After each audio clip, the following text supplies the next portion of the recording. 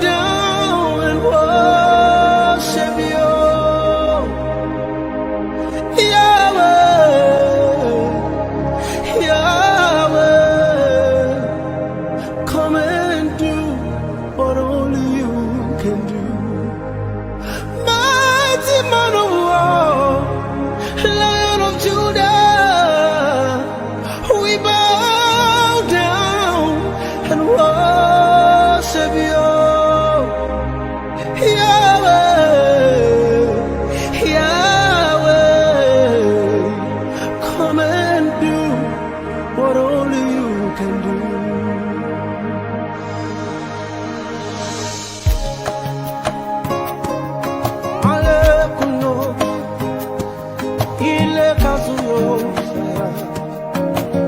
Thank you, Jesus.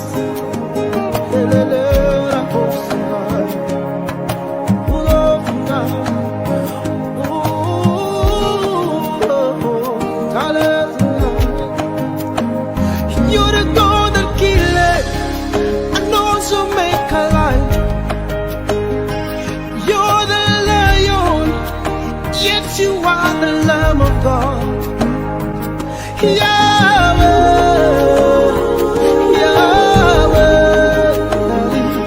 Come and do what only you can do. You are my glory and the lifter up of my head. Demons tremble at the mention of your name, oh Daddy, God of thunder, you're the God of fire. Come and do what only you can do. Mighty man of war, mighty man of war, Lion of Judah, we bow down and worship you, Yahweh, Yahweh, Yahweh, Yahweh. Come and do what only you can do. Mighty man of war, Lion of Judah.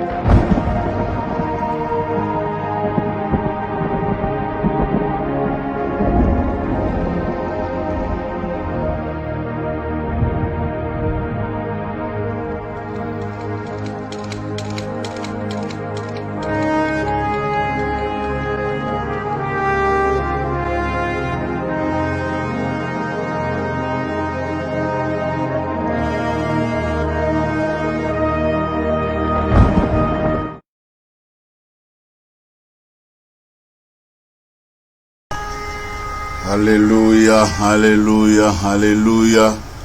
Dieu soit loué, Dieu soit béni. Alléluia, alléluia. Sois loué, bien-aimé dans le Seigneur. Nous sommes bénis, Dieu soit loué. Quelle bénédiction de la part de Dieu. Alléluia, alléluia. Soyez bénis, peuple de Dieu. Nous vous bénissons dans le nom de Jésus de Nazareth. Alléluia. Je vois encore mes amis. Je vois encore les bien-aimés. Que le Seigneur vous bénisse. Alléluia. Dieu soit loué. Je vois la présence de mon ami. Je vois beaucoup de gens. Oh, maman Fali, que le Seigneur te bénisse. La princesse Fef, que le Seigneur te bénisse. Mes salutations à maman et à tout le monde. Je vois encore Dorcas Tabitha. Alléluia. Que le Seigneur te bénisse, ma soeur. Esparato, que le Seigneur te bénisse. Pasteur Willy, évangéliste Willy, que le Seigneur vous bénisse, papa. Gloire au Seigneur, ça c'est une bénédiction d'être à côté de mes bien-aimés. Alléluia. La Punguete, que le Seigneur te bénisse. Pasteur Dudumbala, que le Seigneur te bénisse. Alléluia. Papa Crispin, Nzambalola Pamulayo, un affectateur, un homme sérieux, que le Seigneur vous te bénisse. Alléluia. Je vois maman Alpha qui est là, que le Seigneur te bénisse. Tout le monde qui est là, que le Seigneur vous bénisse. Merci, merci, merci. Bao baza na poto, bao baza quelque part. Nzambalola apambola bino, apambola bino, apambola bino. Parce que tant nous sommes à la cana, posa na bino, bo se manifestaka. Merci l'évangéliste Willy Yonde Mutu Oyo Pusaki biso penza mokolo wana pote bana nzambe ba bana ko pambola ma. Quelle bénédiction ya kozala na basali na nzambe boye nzambe wana apambola. Oui, bien-aimé dans le Seigneur, bobo sanité tous en programme na biso belé. Tosi toyo kanye que chaque jour bokozwa un message ko ute pa na nzambe. Partager vidéo oyo yo linga kabiso mingo, partager vidéo na biso. Nzamba ko pambola yo, kotisa bande comme susubaya, nzamba ko pambola yo. Partager vidéo na bisika nyonso oyo koko kende même na page na yo. Vraiment ceux qui ko salaka kanazo senga mingi te kaka 10 personnes pamba otinde la bango na message na messagerie na bango. Nzamba ko pambola kaka 10 personnes. Yo mtozo landa biso tina kaka 10 personnes, nzamba lola akopambola yo tinde la biso kaka 10 personnes.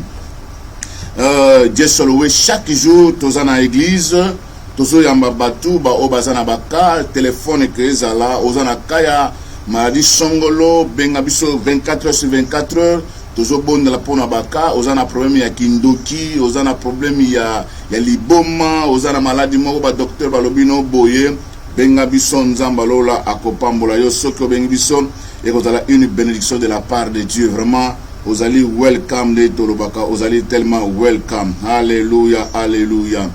Oui, bien-aimé dans le Seigneur, tozo continuer na katina thème na biso nalobaki il faut yo identifier problème na yo. Problème na yo eleki munene te ezali pe kilote soki yo identifier yango tu es capable de faire de grandes choses. Bato belé to benga bango ba champion, bato belé to benga bango ba héros parce que ba identifier ba problème na bango pe victoire et kenana ngambu na bango. Lelo tozomuna par exemple ba yembi bokoko yemba bino nyoso mais mutu mususu tango a identifier problème na ye ou bien don na ye ya solo bien remettre dans le Seigneur mutu nyoso ko respecter ye problème ezanango ezali nango visiteur ou ezali ko pesa yo passage pour rencontrer miracle na yo soko leki na problème te moyen témoignage eya ekozalate yango à tout moment batu nyoso o bakuta na ba problème na bango Nzambe alola asi a réservé solution na problème oyo zanango. Kobanga te parce que na Dallas eza boye, kobanga te parce que na États-Unis balobaka boye, koloba te parce que na poto eza boye, kobanga te parce que boye tout ça. Bien-aimé wana eza yote.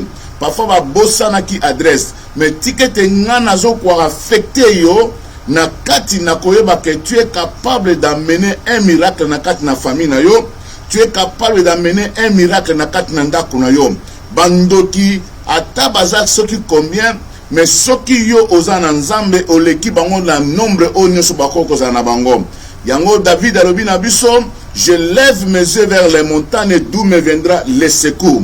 C'est nini o ezo déranger biso to mona bika mo nzambe te nini o ezo tinda biso poto kutana na nzambe te e na mona kete nzambe azo bisa biso azana fungola moko asi apesa biso azali na nina kokoloba azali na outil moko ou bien matériel moko na arme moko onzama pesa biso po tetoyeba na ko zwa o etali ba solution na ba problème na biso e fongola wana eza nini mwasi moko azalaki na problème pendant ba temps ebele akeye pa ba médecin par-ci par-là azwaka solution te a utilisaki o tolobi fongola na ye wana a utilisaki outil na ye a utilisaki matériel na ye afin que akutana na miracle na ye mais soki ye a utilisaki te matériel na ye soki ye a utilisaki te fongola wana mbele na lelo tolingo tobeta lisusu lisolo ya mwana mwasi wana te et la Bible dit quand elle avait utilisé sa foi alors si je peux toucher seulement son vêtement je serai guéri. Et aujourd'hui, le Seigneur m'a mis à cœur pour nous partager na biso na Italie à tisser chaque jour votre foi. À tisser chaque jour votre foi. Ligne que kondima na yo o memakango o tilisakango o pratikakango kondima na yo o tiakango en pratique à tout moment. Que ce soit les épreuves, que ce soit les difficultés, mets ta foi en pratique et tu verras les miracles de Dieu. Alléluia. Mettez la foi en pratique, bien-aimés dans le Seigneur. Que ce soit, nous avons ces problèmes de coronavirus. Nous avons un problème, ceci, cela. Notre médicament, notre instrument, ce que Dieu nous a donné comme support devant les épreuves, c'est la foi. La Bible dit la foi vient de ce qu'on entend, de ce qu'on entend vient de la parole de Dieu. Si vous n'avez pas la foi, bien-aimé dans le Seigneur, à tabalobi na yondengeni ne loko moko ko sala matin. Et ce matin, quand je méditais, le Seigneur me dit, Florie va dire aux gens d'attisser chaque jour leur foi. Kolobatenga na tay kondima lobi lelo na kotia non. lolo no kotiate non. Oh non, ngai na sina sambeli tamulaï, moyena sambeli sate. Je bénis les amis, je bénis tout le monde. Oh baza parfois na ligne de prière, bazoko bondela. Oh, on est en train d'activer, foi na bango en fait que nzambe asala jour ba koza na problème, nzamba komona comment bango bazala qui toujours na temps ya prière, comment bazala toujours dans la présence de Dieu. Et bien aimé dans le Seigneur, activez votre foi, bien aimé dans le Seigneur, il y aura un miracle. Na yebite difficulté nini oyo zanango, active ta foi et tu verras le miracle. Fongola na biso na kokorobani bien aimé dans le Seigneur. La foi c'est la confiance que vous accordez à Dieu. Si vous avez besoin de quelque chose, si vous demandez quelque chose à Dieu, mettez la confiance à Dieu. Donc la foi c'est la confiance que vous accordez à Dieu. Parfois elle est faillable, parfois elle est compliquée, parfois ça n'existe pas ce que tu as demandé, mais à travers la foi, ça mène ce qui n'existe pas à l'existence. Quand vous mettez la foi en Jésus, quand vous mettez la foi en Dieu, ata ezana butu, ata ezana moi, suka nzambe akoyeba na kosala na kati na bomo ina biso. Alléluia. Romains 10 verset 17 nous dit ceci. Ainsi, la foi vient de ce qu'on entend, et de ce qu'on entend vient de la parole de Christ. Romains 10 verset 17. Activez, bien-aimés, chaque jour votre foi. Nazana loko ya kopesa yote ndeko na ngai. Nazana likambu ya koyebisa yote. Po o changer na dimension oyo zanango, po o changer na classe yo zanango, po o changer na ba difficulté yo zanango, utilise la foi. Activez chaque jour votre foi afin que quelque chose soit na bomo ina yo. Yango balobi na biso ke la foi, c'est la confiance accordée à Dieu. Nazotia confiance pas dans l'âme. Ataba tuba boaki ngai, ataba tuba sundoli ngai, ataba tuba yoki ngate. Mais si je suis là avec le Seigneur, na tie kondima nanga epai na nzambe, nzamba kosala kati na bomo nanga. La foi. Bien-aimé dans le Seigneur, diable abangaka mutu azoko utiliser foi na ye pona ko mener un miracle. Diable abangaka mutu ateka confiance na ye epai na nzambe. Romains 10 verset 17 nous dit ceci. La foi vient de ce qu'on entend, de ce qu'on entend vient du Christ. Nakoyoka oyo nzamba lobi na ngai. Le monde peut dire la négativité, le monde peut dire que tu dois échouer, mais qu'est-ce que le Seigneur a dit à moi? Qu'est-ce que le Seigneur dit pour ma famille? Qu'est-ce que le Seigneur dit pour mon mariage? Qu'est-ce que le Seigneur dit pour mon voyage? Qu'est-ce que le Seigneur a dit? Oh, la Bible dit, la foi vient de ce qu'on entend. Je suis en train d'écouter, je suis en train de mettre la parole de Dieu en pratique. Yango bien aimé, nzamazo kolinga, activer foi na yo chaque jour. Même aux malades, même aux na problème, même aux na difficulté, active ta foi chaque jour, bien aimé dans le Seigneur. Ah oui, alléluia. Alléluia, alléluia. Oui, bien aimé dans le Seigneur. Tout dépend de la manière que tu es en train d'activer votre foi. Et ça, je bazana kondima muke. Azobang, oh non, ngana usambla nini, ngai malade yoyo, ngai boy songolo. Non, bien aimé dans le Seigneur. J'aime cette femme dans Matthieu 9 verset 21. La Bible dit, cette femme a pris la décision.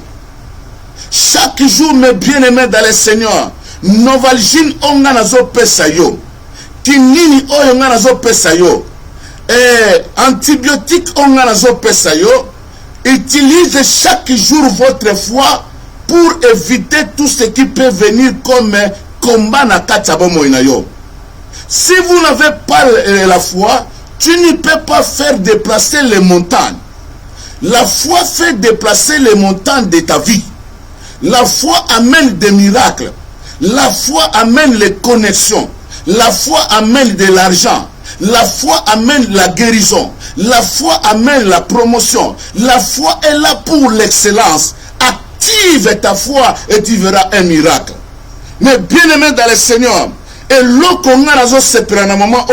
je serai dans la joie quand je suis en train d'utiliser ma foi. Kondima, nanga, ezande suki sama kamunios. Les gens peuvent te rejeter, mais celui qui a la foi peut surmonter les épreuves. Celui qui a la foi peut surprendre les gens. Celui qui a la foi peut être élevé plus que les autres. Parce que liboma ya mutu ezande kondima. Sokoza kondima bato mono liboma. Parce que la foi fait écroser tout ce qui est démoniaque. Cette femme qui était malade pendant beaucoup des années, 12 ans, mais bien aimée dans le Seigneur, elle a utilisé la foi afin que même malade Dieu ezala na kati na ye, makila ezala kati na ye esilaki. Nazoye bisayo na moment oyo nzamba meminga o activer foi na yo. Nzamba meminga o bongisa ke non batu nyonso bako rejeter yo, mais kondima ezala lokola ceinture na yo. Kondima ezala lokola chakos na yo, kondima ezala lokola elamba na nzoto na yo. Na circonstance nyonso bien-aimé, mettez la foi et tu verras la gloire de Dieu. Et loko moko te ngomba moko te leki nzambe. Et loko moko te leki vi na yo. Seulement utilise la foi et tu verras quelque chose qui doit se passer. Ozole la ming. Nasala ndenge nini, nasili mayele, nakufi na ngai, babwaki ngai, baseki ngai. Oh bien-aimé dans le Seigneur, ce que je dois te dire, ton ami intime, c'est la foi. Sans la foi, il est impossible d'y être agréable. Ce total na Hébreu 11 verset 6. Hébreu 11 verset 6, la Bible dit ceci. Oh oui. Donc, même bas témoignage, verset 1, nous voyons que nos ancêtres basalaka nini bazwa ba témoignage à travers kondima na bango. La foi kondima na yonde ezali instrument nzamba pesi yo. Zanga na yo mama, zanga na yo papa, zanga na yo bana, zanga na yo nyoso, zanga na yo mbongo, meko zanga kondima te epai na nzamba. Soki ozana kondima, kondima kopesa yo libala, kondima kopesa yo santé, kondima kopesa yo voyage, kondima kopesa yo lipamboli, kondima na yo nde eleki même libala, eleki même nyoso, eleki même ba connexion. Mutu azana kondima ako déplacer bangomba, ako tindika bangomba ekene bisika bikauki. Na sepeli na pokwa lelo ezana mwasi moko aza mwasi akondima. Na sepeli na mama oyo eza na mutu moko aza mutu na kondima. Ye a eshua kate, yango babengaka yo champion. Yango oza mwasi me bato bamono lokola mobali. Osalaka makambo lokola mobali kuto leki ba mibali mususu. C'est parce que tu es en train d'utiliser votre foi. Na pesa yo exemple. Mukolo mususu na fandi. Na moni, la foi c'est le courage. Voilà, la foi c'est le courage. Finangai azimutuka abimi nango kaka akumbaka na ete mais topekisaka ye non kokuma te boete za malamu te mais abimi a démarrer mutuka sali pe mo tour azongi na bi nini pourquoi yo sali boy oyebite accident bino soki nga na tumite na zela kabino ka mikolo no so zela kabino donc na kokumbaka na ngate. Et ça, la mususu bayana poto moyen même à kumbata libanda bozate po azobanga et non kumanda nini non celui qui a la foi ce kasimu mutu kawana akodeba pas en vroom accueilli atazo meka dans 2 jours dans 3 jours et l'eau connu se peut changer. Donc l'homme qui a la foi c'est l'homme qui a le risque. L'homme qui attend le combat, c'est l'homme qui est devant l'obstacle. Mais le fusil ou bien l'arme pour détruire l'ennemi, c'est la foi.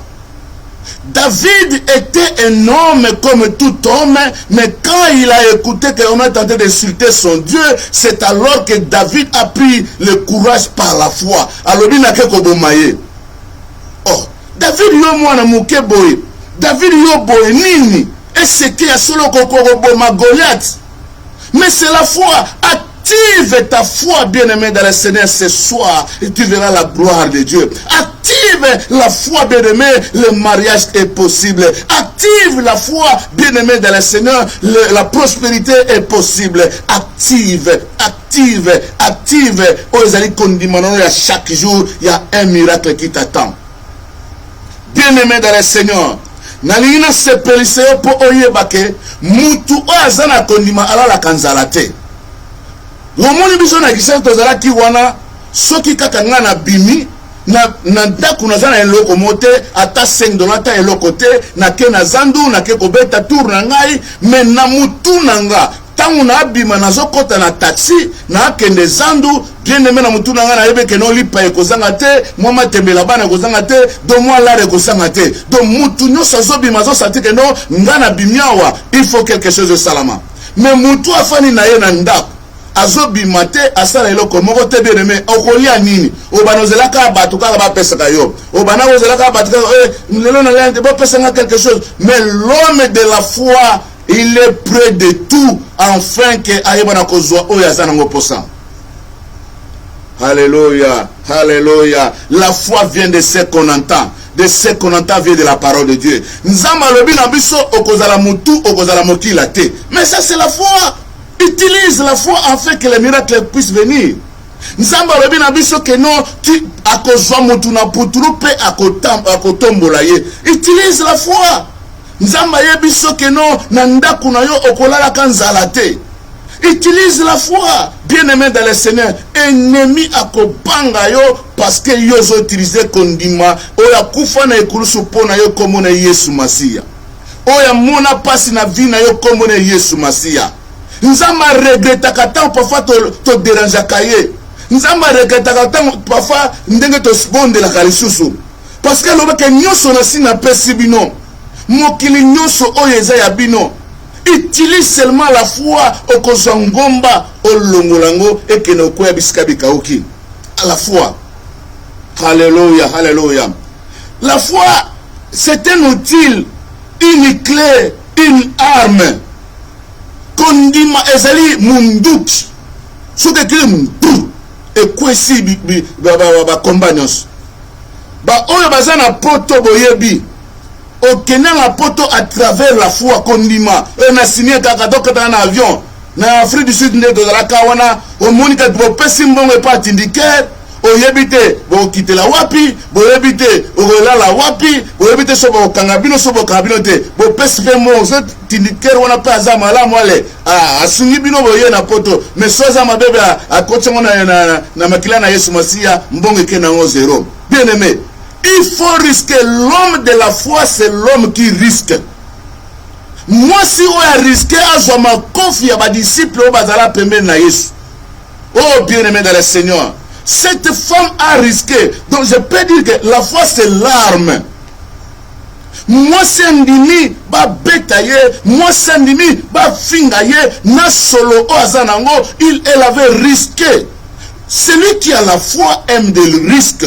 Il ne peut pas regarder en arrière. Il est là pour chercher son objectif. Kondimanayo et atabazo sekayo que maman orobota te okobala te kolanda bango te bazande bato ba chamala bazabatu moko ya tina te kende avance avec votre foi nzambe wana kotika yote. Batu nyonso batia kondimana bango epa na nzambe nzambe abwaka bango te. Yango nzambe yebisinga. Activez votre foi. Chaque jour, vous êtes obligé d'attiser votre foi. Osoko comme melisa foi na yo na exercice meka okomo nzamba ko salela yo. Kende ko luka musala nzamba ko pesa yo. Kende na déjà date ya mariage na yo. Batubama mutu azana kondima azaba ko mona lokola liboma. Parce que mutozana kondima konjikaka verbe lokola batu nyonso te batu musuba lobi ke okokoka te lokola David me ya lobi ngana kokoka na kanisi okoko partager ata 10 personnes vidéo na biso oyo. Attisez chaque jour votre foi. Maman zanga na yo même sokola te mais chaque jour na lingi ot activaka kondima na yo nzamba ko sala na nimi ke nzamba ko pesa nga boy. Kondima na yo ezala assuré ba démon ba yeba ke yo za nzambe yo vraiment bien aimé activez votre foi chaque jour préparez kondima na yo et répondre na ba positivité ya nzambe. Alléluia. Oh quelle bénédiction. Alléluia, alléluia, alléluia. Tala kondima ezali utile ou bien matériel ils ont préparé pour fabriquer futur na yo ou bien avenir na yo. Donc avenir na yo ils ont dépendre na foi ils ont utilisé pour fabriquer ba miracle onzama linga kike yo zala nango. Shadrach Abednego bafani na kati na nini na mboka balobe que non il faut guma mela nzambe balobi jamais to guma mela te dans beaucoup de balobi jamais bien aimé de le Seigneur. C'est la foi jusqu'à ce que bazoya ko guma mela nzambe na bango tala nzambe ndenga salaka l'homme de la foi bakoko bwa kayo na kati na moto suka nzamba oya ko soyo. Donc vision na yo et te prendre na condiment oyo zanango. Parce que la Bible dit la foi vient de ce qu'on entend, de ce qu'on entend vient de la parole de l'Éternel. Ce côté na Hébreu 11, il nous parle qu'est-ce que la foi? C'est une ferme assurance, une démonstration de celle qu'on ne voit pas. Donc yozo monate batu bazo monake yo kokate me yozo monako yokoka. Pambula mana komora Yesu Masiya. Pambula mana komora Yesu Masiya. Hallelujah. Un ayebisio ke qu'on demande ezoko fabriquer futur na yo. La foi vient lorsque vous entendez le message de Dieu. Kondima elingaka mutwa yokaka mungongo na nzambe.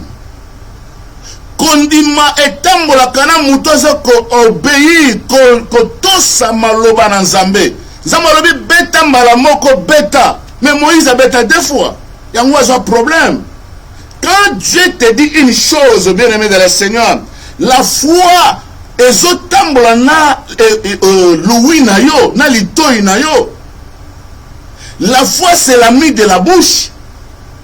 La foi c'est l'ami du cœur. La foi c'est l'ami de l'odorat. Il y a solo ayoka kape. Kondima yokaka, kondime lobaka, kondime monaka, kondima po etambolaka. Mais pour que le Seigneur puisse t'utiliser, bien-aimé dans le Seigneur, tu as besoin d'écouter Dieu, l'obéissance à la parole de Dieu. Alléluia. Merci, bien-aimé dans le Seigneur, parce que vous avez partagé la vidéo dans Bissom. Merci, maman Nangaï, merci, bande Konangaï, merci, bande Konangaï. Que le Seigneur te bénisse. Gloire au Seigneur. Gloire à Jésus. Ça, c'est la foi. Ne biso tozote ya awa. Toyebite le konini Satan azo préparé pour Nabiso. Ne biso toyebeke comme Yesu akufa na kulusu pour Nabiso, Satan akoka biso te. Donc première chose, nayebeke kondima c'est l'outil qui fabrique mon avenir. Deuxième chose, c'est la foi vient lorsque j'entends la parole de l'Éternel. Ce qui n'a pas de banazambe, na prière. Merci bande ko batindi la gangai ba prière nyon sur ligne ba pasteur ba neko songolo, vraiment que le Seigneur vous bénisse. Ozoko activer kondimana yo, il y a des sœurs, il y a des mamans qui témoignent. Tant au confinement ezala qui te babano samela parfois boyete, mais pasteur Charles Zama pamlo bisiko zali na poto. Le loba tu nous sommes comme kota kuna boss tronso nini wana bazo kota bazo sambe les gens est dans la joie. Oui, c'est bien. Pourquoi bazo ko activer kondima na bango bazo kolinga ceux qui prièrent au esili ba yespe na big pro bazo kamate ya bazo bondela en fait que ça et le pour cela le Seigneur me dit ceci: actisez chaque jour votre foi kolembate kota na mabondeli. Troisième chose, absorber les promesses de Dieu. Celui qui a la foi absorbe les promesses de Dieu. Donc, nana zana kondimananga, naibi ke nzamba kotika nga ite. Naibi ke onga nazo sala, nazo linga yango. Mutu azana kondima, aza mutu alinga kabunzambe. Bien-aimé dans le Seigneur. Chaque moutou ayebi esika wapi ya wuti. Chaque moutou ayebi le lengeni ni azali. Active seulement la foi et le Seigneur sera avec vous. Active seulement la foi. Nzamba ayebi na business na yo. Activez chaque jour. Nayebi ke tokuta na ba problème ebele, tokuta na ba circonstances ebele, tokuta parfois na liwa, tokuta parfois na likambo songolo, mais ce que nous pouvons faire, c'est la foi. arme na yo oyo ekosisa ba problème nyonso. Moi c'est koboa koyo libanda akoko finga yo akoko seka yo, mais yebe que si vous avez la foi ata aboa kiyo libanda, mais le Seigneur akotika yo te. Mobali akoko lobela yo nyonso ya mabe, mais si vous avez la foi, le Seigneur sera avec toi. La Bible dit que absorber les promesses de Dieu, mona que non okoshwaka jamais na vie. Mona que jamais famille na yo bakanga oka bandokite, non. Mona que jamais okozalaka na se, non. Tu es la tête et non la queue. L'homme de la foi, c'est l'homme qui est encouragé. L'homme de la foi, c'est l'homme qui est déterminé. L'homme de la foi, c'est l'homme qui doit marquer l'époque. J'encourage les pasteurs. Que le Seigneur te bénisse. Il faut envoyer des messages pour les hommes de Dieu. Ça, c'est une bénédiction.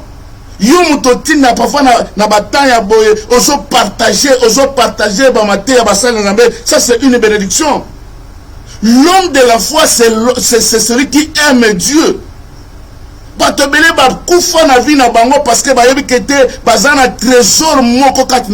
c'est la foi.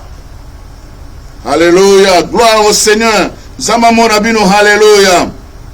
Alléluia.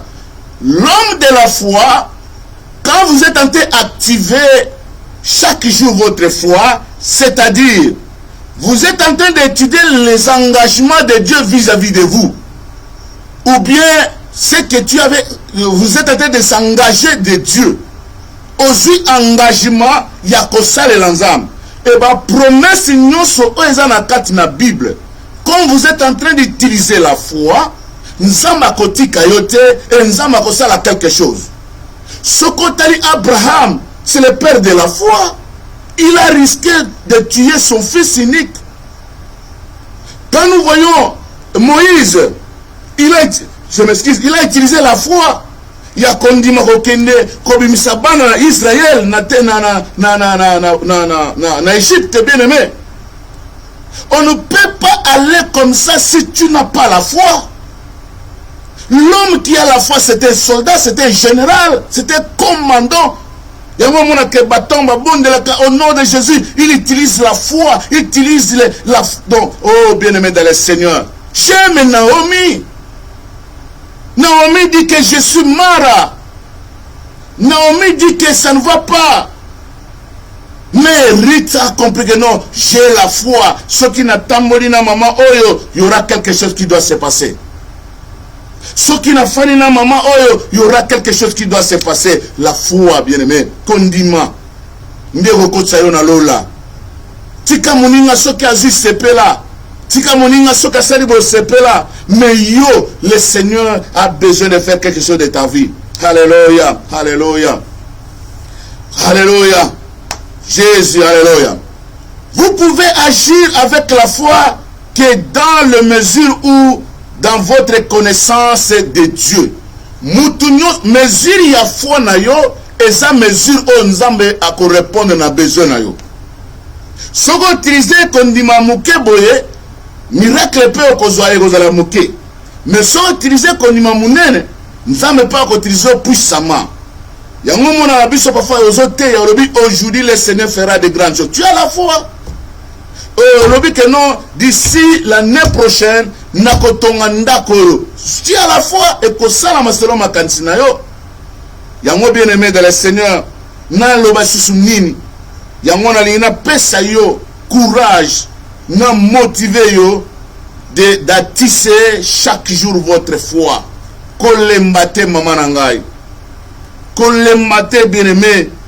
Kondima ezelo kola catcher moko ou bien boxeur moko azosala nini azosala ba pompage. Et fait qu'azosala ba exercice à chaque jour. Tant que na championnat, c'est alors que a gagné parce qu'il était dans 4 exercices naïe. Nous aussi les chrétiens, tous sont obligés à faire des exercices nabiso chaque jour na pompage nabiso. C'est la prière. Enfin que tant que diable a koya a recoute biso na kondima et pas inazam. Alléluia. Merci bien-aimé dans le Seigneur. Merci bande konanga et bao bazoko partager. Merci bande kosongolo. Bien-aimé, na ina yebisa mutu moko vous devez posséder une image précise de la volonté de Dieu à travers la foi. Tala. Na sisa pona repsa mutu moko. Kondima esalamaka na mutu aso comprendre makambo nzambe. Nazo pesa ba foi oyo ya banyamate bali non. Tala. Yesu a memeli biso solution moko akosakana te. Solution wana c'est quoi? Akufi ne kulusu pona yonanga afin que to bikisama. Ba betiye pona yonanga afin que to la sauver. Et ça déjà avantage pona biso. Donc nakolo banini garantie na biso, deposit na biso. Alléluia. Voilà le mot. Deposit ya vie na biso c'est quoi? C'est la mort de Jésus. Ce qui nga nazo vivre boye. Déjà yeso si apesi garantie, si apesi deposit pour nga vivre. O monsieur tikalinga moko na yebi na utiliser foi na nga afin que miracle eya. Et vie autozo mené na mabele awa, Dieu nous a donné le pouvoir, l'autorité. Utilise la foi. Au cas où ça kindokia famille na yo, utilise la foi. Au bébé samisala no sa diable na libota na yo, utilise la foi. Prophète azala tebeleme ozana ba potentialité moko ya kosakana te e wapi mokile ko ganga est-ce que kaka ye obiye yete na ba famille na biso to wuti ba famille moko ya kindoti ba famille moko ya ba problème ba famille moko ya africain boyebi na Afrique makambo belé. Mais ce que je peux te demander c'est quoi? C'est seulement d'utiliser votre foi. Mbongo ezala te tia kondimana yo ke ekosimba. Pourquoi pas moi aussi? Ceux qui baninga batonga bandako, ceux qui baninga bazwa mabala, ceux qui baninga bakena liboso, ceux qui baninga bapambola moi aussi ngaipe na kopambola. Je dois utiliser la foi. Nzamba lobi na biso kondima ezali arme munene oyo ekobuka ba demo ya vie na yo. Soko za na mari de nuit tia kondima no epa na nzambe okangola yo. Soki bana na yo bazala ma maladi bazala ma SS bazala makambo songolo tia kondima no epa na nzambe, Dieu peut le faire encore. Pourquoi pas moi aussi? Ceux qui baninga ba bongi na vie, j'ai la foi que le Seigneur fera quelque chose. La Bible dit, la foi vient de ce qu'on entend, et ce qu'on entend vient de la parole de l'Éternel. Qu'est-ce que la Bible dit? Bible lobi nini pona yo. Tanga Bible, basi nyonso obas nyokama na kati na Bible, batika ba témoignage. Lelo ba komo koloba me ba komo na mama na kati ya Bible. Utilise la foi bien-aimé, ozala même ba Tabita, ozala un Dorcas, ozala ta Anne bien-aimé dans le Seigneur. Na yo ko motiver yo chaque jour. Alléluia. Matin a sepeli nango parce que esalanga bien. Un jour je peux être le président de la République. Nazo confesser en moi. Toko tchape libaya. Avec la foi tout est possible. Cet homme-là, Messi Boshe pour voir que nous confondons na kuna andima qui te que un jour à coller na mesa mokozi. Tala. Ezana bato basa ba réserve nzambe ba mona ni nante. Ezana ba pasteur musu nanu ba boyoki bangote. Tang ba koyoka bango loba oui Dieu existe.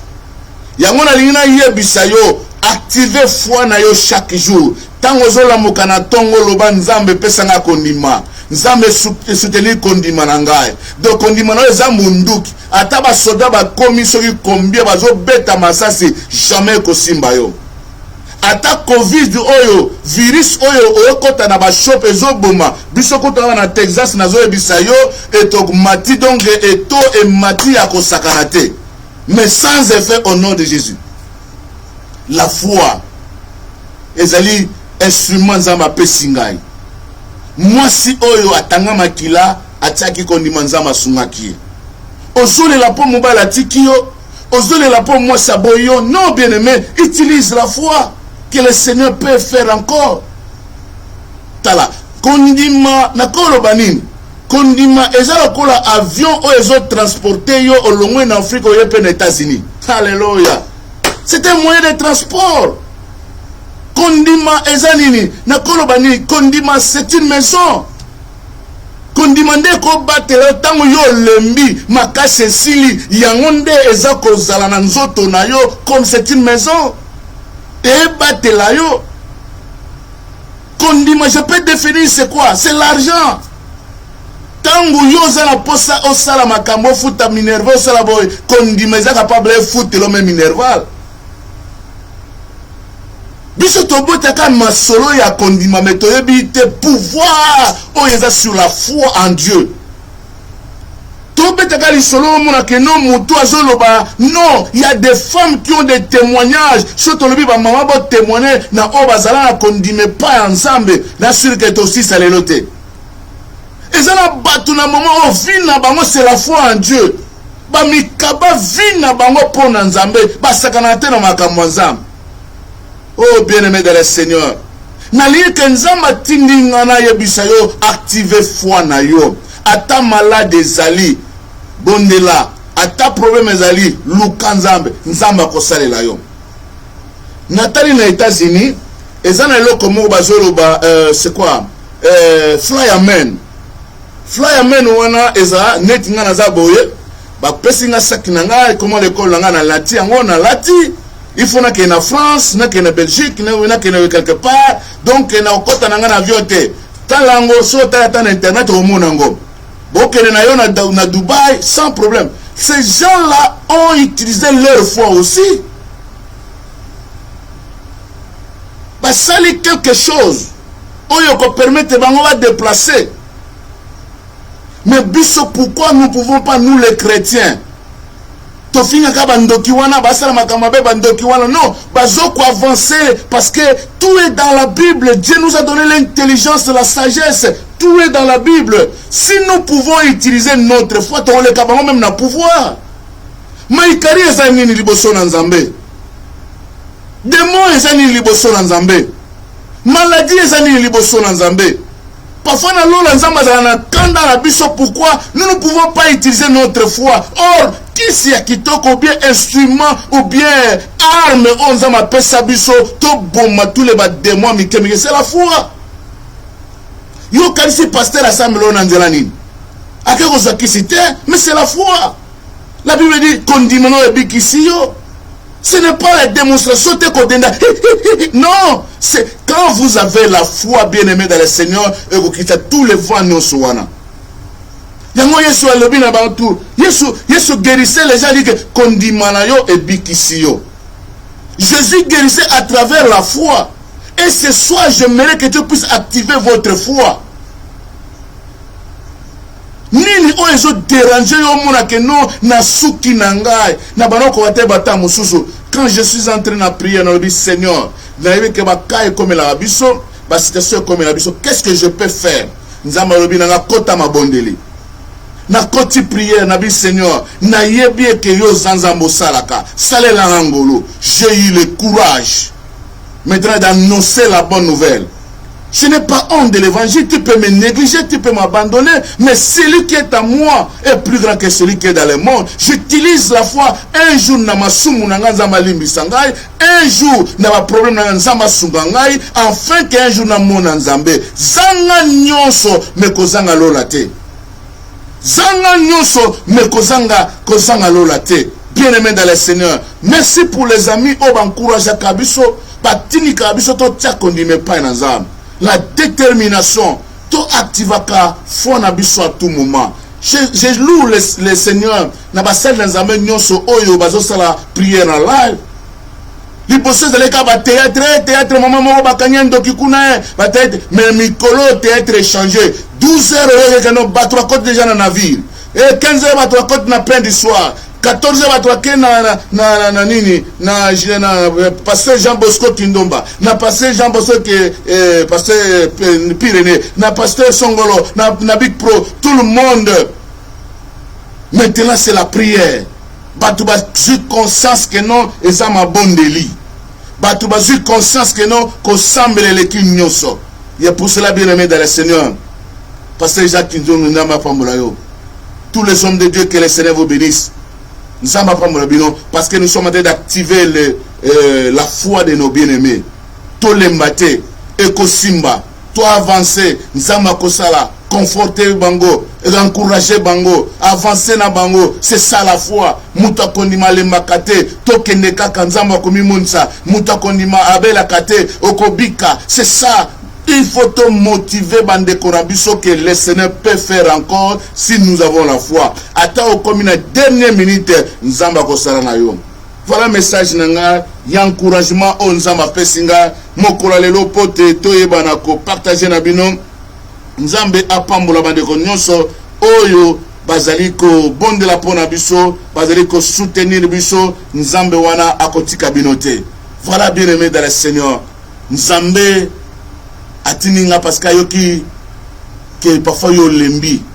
Oh non, pasteur na sambili tamulai na mona tena bite nzamba ngondenge nini, nzambe vraiment na ebite tout ça, nzambe vraiment ba vraiment na ba vreta bango so basangani vraiment et comme dans ba vreta vraiment mais lelo bien aimé kisi moko eleki kondimate même oh lelo qui se moque bimi kuna il faut que ce qu'on mélange big seigneur non la foi mela condiment même ba démon ba ko kimayo mela condiment même ba ndoki ba ko kimayo nzambe wana atindi yo na pokwa lelo il sera avec toi. Voilà, bien aimé dans le Seigneur, une motivation d'activer votre foi.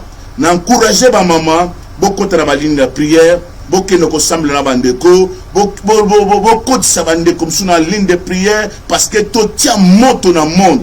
Un jour à venir dans biso et ko ganga batobalo bakia solo nzambe na bango basala ablakite nzambe na bango asalaka batolo ya solo nzambe na bango amimoni saka. Bien aimé, retard ezalaka te pa na nzambe soki lelo suite lobio kozwa na lakisi yo il faut yo kamungongo na nzambe kondima eza na makolo, kondima eza na misu, kondima eza na monoko elobaka yo kaka tia liloba na nzambe na misala nzamba osala kati na yo bakoko na biso na kati ya Bible nzambe asala na bango parce que batiaki kondima na bango epai na nkolo to tia kondima epai ba nini te to simba boye te to sala boye te yo mama mutozole la pona bana na yo na moment oyo bana bazoke na classité.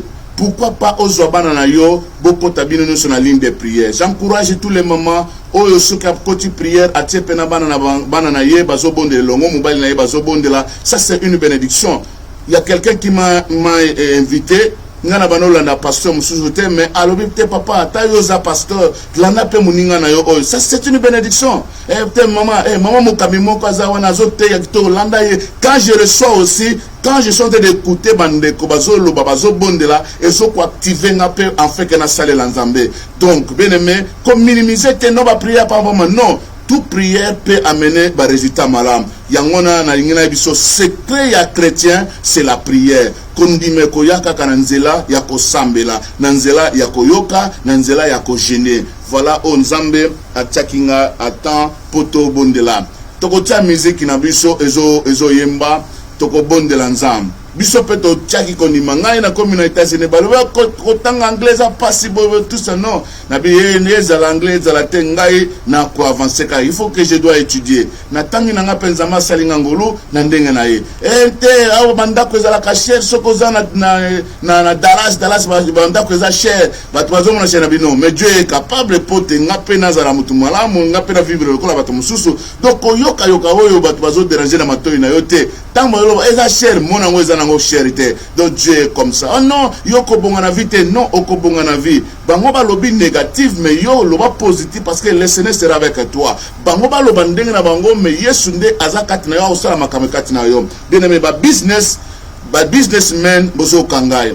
Oh non, Dubaï eza passe non na place ozawana okoba na tama tembelo oteki yango pe okomalelo boss mubima boss munene na moma oyo bato bazalaka nani bapesanga témoignage de komoko banote asuki nini donc abandaka na eloko muke abandi kosoma pe lelo akoma boss muto akosakana na ye azate. Donc commence avec ce que tu as, Dieu sera avec vous. To soutenir ba maman o bakendaka na classe, to soutenir ba maman o babandi ba business na bango, to soutenir bandeko babandi moi commerce na bango makambu songolo to encourager l'église to kolinga l'église te kaka mutaye ka boya fanda pendant 3 ans azaka rabi ne change pas. Non, il faut yo avancer okene liboso. Un jour to mona quand même que maman wana akena pe kosala atangaki maman wana asalaki bo politique aza ministre kuna ba offrande na ba dim nyonso ezo mata ezo ko pemne parce que quand vous êtes dans kati na ndako bo sala musala mote moyen bo la fufu ezate mais ba oba bimaki omona o ayena matembele o na fufu ayena boye do boko sepela yango. Nous en tant que des chrétiens, nous en tant que les hommes de Dieu, nous vous encourageons de mettre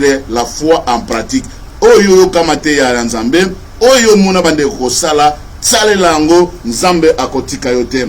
Voilà, bien aimé de le Seigneur, wana ezalaki abino le Big Pro Flori Yamba ndeto zokota sikora domaine kitoko yo sepelaka ya prière nzambe akopamo bo bonde la pona ba famille na biso boko bonde la pona ba vie na biso ke nzambe sala apambola amimonsa soza na problème limbisa ngai naza mutu limbisa senga muninga na yo bolimbisi na nyonso salamaki ke nzamba limbisa biso senga na libota na yo senga ba kamara na yo bolimbisi ya solo to tia konimepa na nzambe na biso akosala vraiment to sopa makila na Yesu masena kati na biso to bondela ke nzambe asunga biso ezala une bénédiction de la part de Dieu. Voilà oyo nakoko yebisa yo tozo bondela na kombo na Yesu Masia. Hallelujah. Remana brondoria basakala brotoria baba. Seigneur to pambolio pasko zanzambo bonganite. Na kombo na Yesu Masia.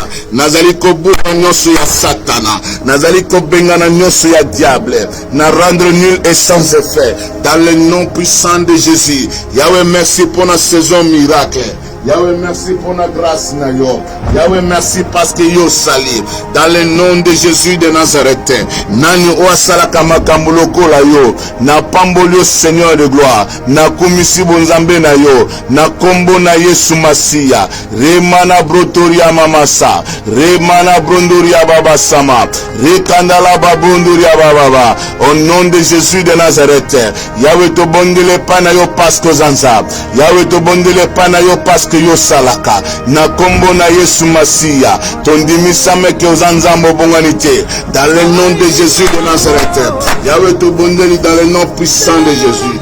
Mwenda molimo santo esala dans le nom puissant de Jésus. Na kombo na Yesu Masia remana brondoria basamaga rekandala jimene brondoria mama ekandala baboria basakalaba remana brondoria baba samaga dans le nom puissant de Jésus de Nazareth. Mana brondoria basamana ganda remana brondoria baba Yahweh tomba mana yo Yahweh mimunisa na oyo nyonso diable azali kosala na oyo nyonso diable azali komimonisa na kombo na Yesu Masia anganda babondoria baba ganda la biolo kontoria baba ramana brondoria baba na kombo na Yesu Masia oyo nyonso ya Satana ebebisaki bomoi na ngai nazali kotia kondima na ngai na kombo na Yesu Masia remana brondoria baba remana brondoria baba sama remana brondoria baba ennemi azala na confusion na kati na bomoi na ngai ennemi ezala na confusion na kati na bandeko na ngai je dois utiliser ma foi dans le nom de Jésus de Nazareth. Rebana brondoria basamaika rekatala jimana brondoria mama dans le nom de Jésus de Nazareth. Yahweh to bondeli pasko zanzambo bonganite to tombama epai na yo to bondeli na kombo na Yesu Masia. Yahweh kolisa kondima na ngai Yahweh kolisa kondima na ngai nakokufa te nakobela te nakozwa problème te na kombo na Yesu Masia. Oyo nyonso mongona Satan asala na bomoi na ngai na libala na ngai na bana na ngai ekima mosika dans le nom de Jésus de Nazareth. Yahweh nazali kobuka busala nyonso ya Satana oyo ezali kokanga prospérité na ngai oyo ezali kobebisa bomoi na ngai etika bana na ngai etika banzela na ngai na kombo na Yesu Masia. Itumba nyonso ya libota ezali koyuta na nord na sud ezala nul et sans effet. Yahweh kotisanga na saison miracle na yo Yahweh pambola ngai Yahweh mimonisa nazali kobondela dans le nom de Jésus de Nazareth. Yahweh soki osali tokotatola monene na yo. Yahweh soki osali tokopambola kombo na yo. Zwa lokumu masanzoli tembo ezonga na mboka na yo. Shilo na ngai mana brondori ya baba nazali kopambola monene na yo. Napamboli kombo na yo. Ozali nzambe obongani, ozali nzambe obongani te. Yaka na bomoi ya bana na yo. Tobeleli yo Seigneur de gloire na likolo na se ya mabele. Ozali nzambe, ozali nzambe. Mosusu azali te, mosusu azali te. Emana bro likataraba bokotolo bosima emana brondoriaba tomboma na yo Seigneur bambolama na yo. Au nom de Jésus de Nazareth, nazali kolongola, nazali kobuka misala nyonso ya Satana ya bapoko na ngai oyo ezali kotinda ngai nazali na kondima epai na Nzambe te.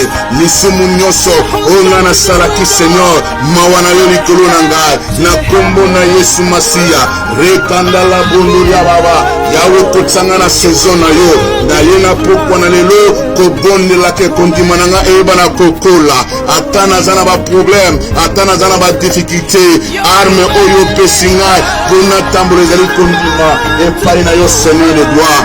Nani oyo akopesa ngai esengo soki yo te Seigneur yayandama na brondori ya masekele bozamaiga rebeke mene brondori ya babasamaiga remana brondori ya basakala jima remana brondori ya mama samaiga opambola na yo Seigneur de gloire opambola na yo Nzambe na bombo opambola na yo le Shilo le véritable Dieu alléluia remana mana brondori ya baba bawo nyonso batombolaki miso na bango epai na yo yo tikaki bango te ya solo papa na ye mpo na mboka na ngai Kongo telema selem telema Yahweh mimonisa Père éternel dans le nom de Jésus de Nazareth Yahweh tobeleli epai na yo Nzambe na bomoi Nzambe na bomoi Nzambe na bomoi Nzambe na bomoi ezali Nzambe haleluya remana brondori ya baba remana brondori ya baba ramana masimanama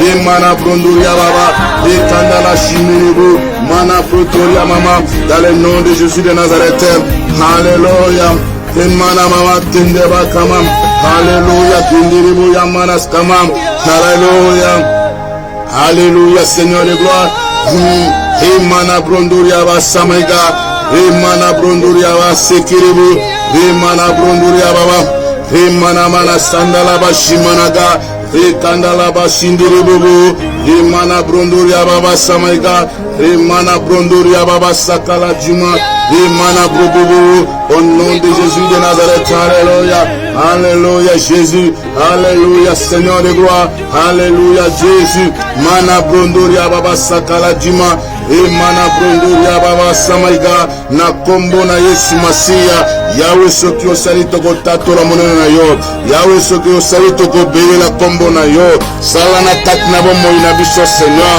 Yahweh mboka na biso Kongo toza na kondima te ekochange toza na kondima te ekobunga ata mungu na Satan azali kosala nyonso Seigneur ekozala nul et sans effet na ye na tro na yo nkolo na ngai kotika biso te Seigneur kobwaka biso te Masiya na kombo na Yesu Masiya remana ganda rekanda la bashinde remana brondori ya ba ramana brondori ya baba sama rekatala bajimanaga remana brondori ya ba au nom de Jésus de Nazareth alléluia Jésus alléluia Père éternel na brondori epai na yo parce que Nzambe obongani dans le nom de Jésus de Nazareth merci Seigneur de gloire aux Nzambe obongani na tatoli monene na yo na tatoli kombo na yo na kombo na Yesu Masiya alléluia Jésus alléluia bien-aimé dans le Seigneur tozopambola Nzambe oyo asuni biso na moment oyo po tomona loboko na ye tokobondela Nzambe oyo apesi biso makasi ya kotia kondima na biso na misala oyo nyonso elaki ya bakomba oyo nyonso elaki ya bitumba ezala nul sans réserve bana koyebisa Nzambe akolisa kondima na yo akolisa kondima na yo na badomaine nyonso tobondeli na kombo na Yesu Masiya haleluya imana brondori ya baba samaiga rekandala bajima na brondori ya ba Nzambe na bondeli epai na yo ozanza Nzambe na bondeli epai na yo oza mokonzi merci na ndenge osali na kati na bomoi na ngai Merci na ndenge osali na kati na bomoi na ngai. Na bondele pa na yo parce que za papa. Na bondele pa na yo parce que za mokonzi. Zolo kumasando ni kembo ezonga na mboka na yo. Remana brondori abasakala jima. Au nom puissant de Jésus. Yahweh te bondeli kombo na yo. Yahweh te bondeli osala. Yahweh te bondeli okita. Yahweh te bondeli omimbonisa. Na kombo na Yesu Masiya. Na tangu nazali kolala. Na tangu nazali kolamuka. Kondima na nga emata. Na salela yo Seigneur. Liboso ya bitumba nyonso ya Satana. Nzambe longola nyonso munguna ya Satana zoko prepare po na nga. Na kati na ba accident. Na kati na police. Na nyonso ezali ya ba incompréhension. Na oe nyonso ezali ba combat physique et spirituel Seigneur de gloire. Ba attaque nyonso diabolique ezala nul et sans effet. Yahweh bisika ba diaba kombo na biso. Bisika wapi diable amema. Pona kosala n'importe quoi. Ezala nul et sans effet. Yahweh na bondeli epai na yo. Mimonisa. Mokili eyeba ke yo za nzambe. Mokili etatulo za nzambe. Tozali batu na masumu Seigneur. Toye na trône na yo Seigneur. Komikitisa Seigneur de gloire. Ya solo papa na lola. Eloko oye olobeli biso na pokwa na lelo. Toyeba na koza na kondima epai na yo. Parce que la foi vient de ce qu'on entend. De ce qu'on entend vient de la parole de l'Éternel. Liloba na nzambe lobi na biso. Iliboso esengi to na bolingo. Esengi to yoka yo. Esengi to tiama lobana na misala. Yahweh soki o nyoto sala ki esepelisa ki yo te Seigneur. Kondima na biso eye na pokwa lelo. Tozo ko reconnaître ya solo oza papa malam. Zolo kuma sanzoli kembo ezonga na mboka na yo. Na kombo na Yesu Masiya. Hallelujah. Hallelujah. Jimana bronduru yabam. Yoka. Hallelujah. Selima Zambe na kembu Motima Etaleliyo Selima na bondeli Botima Yadeni. Oh Yesu, hallelujah. Hallelujah.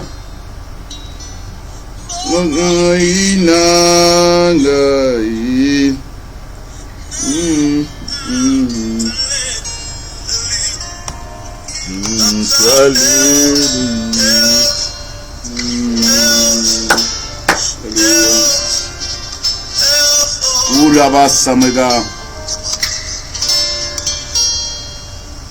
Hallelujah. Hallelujah. Sambe. Oh yes.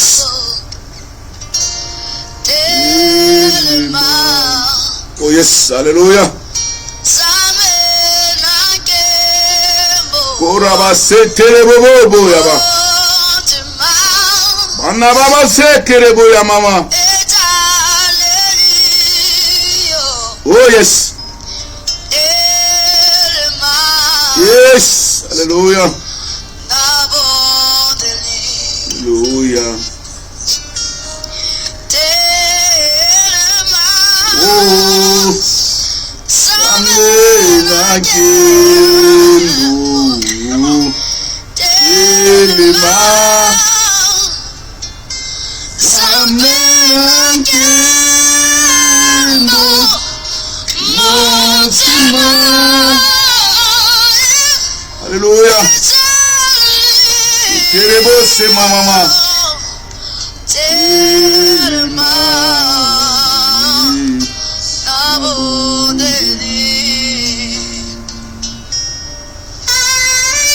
Hallelujah. Urabasandara baba sikerebo. Ekamana baba se manama. Zamboyo. Hallelujah. Tondisangana kondima na yo Père éternel. Tondisangana kondima na yo Yahweh. Tondisangana bolingo na yo Seigneur de gloire. Nasalela yo nzambe na ngai. Oh yes. Hallelujah. Urabasema mama. Bébé sekerebo ya mama. Hallelujah. Alléluia. Alléluia. Alléluia. Seigneur, merci pour ces moments favorables que nous étions dans ta présence.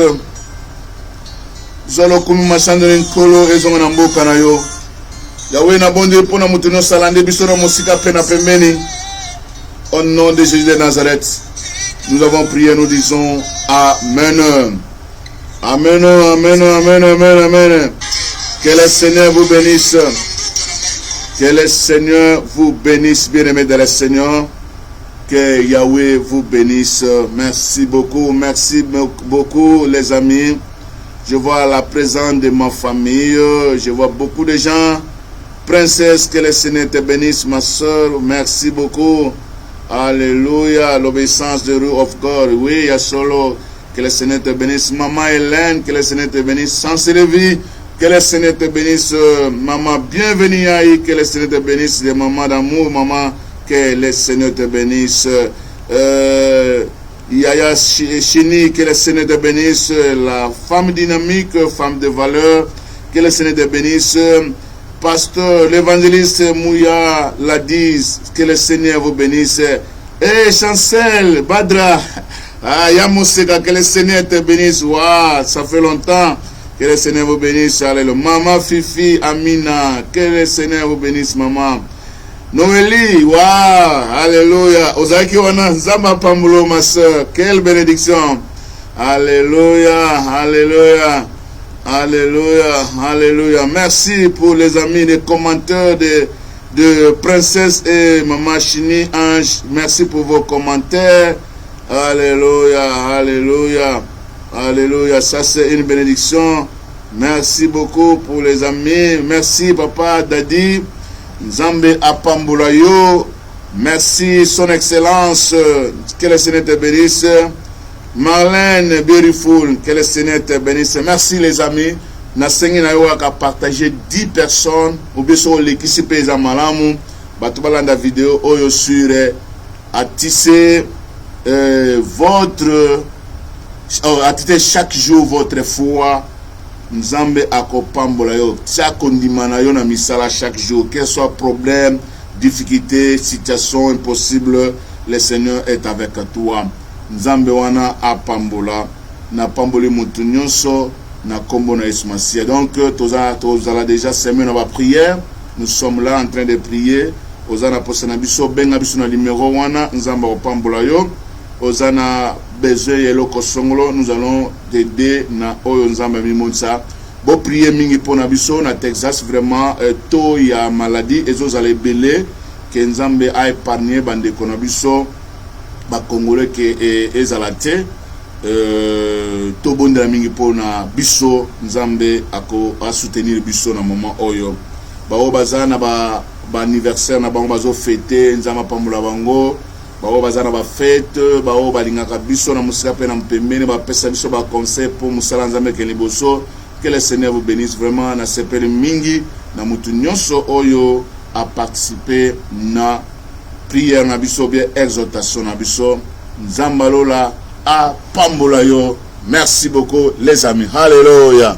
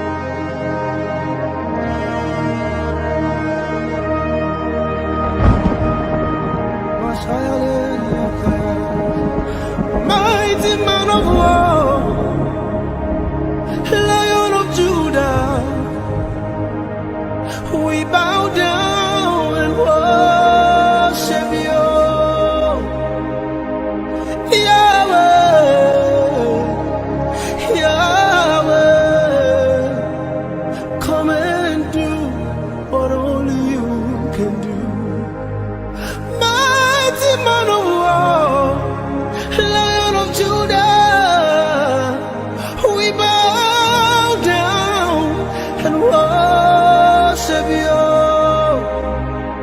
Yahweh, Yahweh, come and do what only you can do.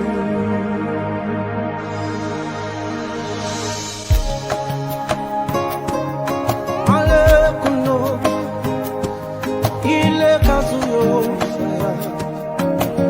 Thank you, Jesus.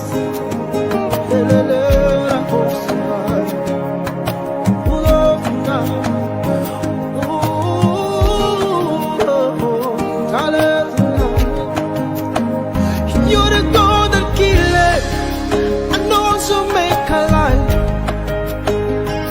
You're the lion, yet you are the Lamb of God. Yeah.